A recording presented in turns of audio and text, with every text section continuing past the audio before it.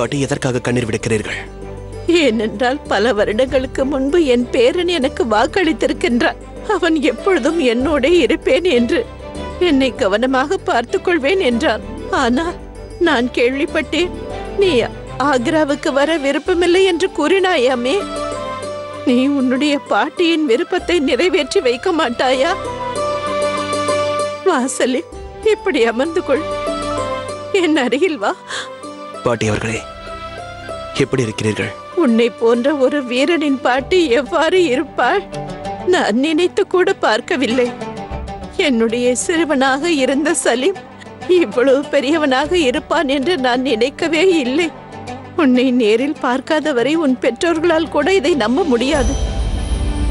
ஜலால் என்ன நினைக்கிறான் என்றால், உன் யுத்த பயிற்சி முடியவில்லை என்றும் ஆகையால் தான் நீ ஆக்ராவிற்கு வரவில்லை என்றும். ஆனால் எனக்கு தெரியும், இன்னும் ஜலால் மீது உன் கோபம் தணியவில்லை என்று. இருப்பினும் சலீம், நீ ஆக்ராவிற்கு திரும்பி வந்துதானே ஆக வேண்டும். ஆகையால் தான் நானே உன்னை அழைத்து செல்ல வந்திருக்கிறேன். பாட்டி அவர்களை, என்னை மன்னித்து விடுங்கள். ஆனால் என்னால் அந்த அரண்மனைக்கு வர இயலாது.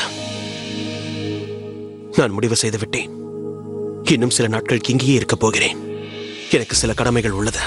அப்படி என்றால் நீ என்னதான் சொல்ல வருகிறாய்? அப்படி என்றால் உன் பாட்டியின் இந்த வேண்டுகோளை நீ மறுக்கத்தான் போகிறாயா? சரி, உன் விருப்பம் போல் செய்.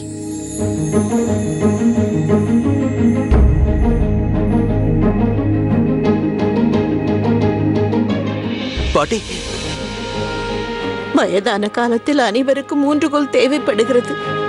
என் பேரனின் கையை பிடித்துக்கொண்டு திரும்பி செல்லலாம் என்று நினைத்திருந்தேன். ஆனால் அவன் வரவில்லை. இனி எனக்கு இந்த ஊன்றுகோல் தான் துணை.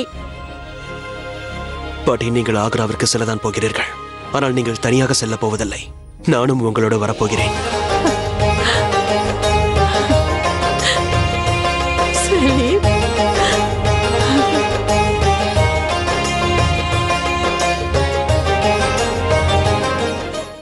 சலீம் ஷெஹன்ஷா அக்பரின் உயிராக இருந்தான். ஷெஹன்ஷாவின் நினைப்பில் முழுக்க முழுக்க சலீம் தான் இருந்தான். ஆனால் சலீமின் சிந்தனைகள் வித்தியாசமாக இருந்தது.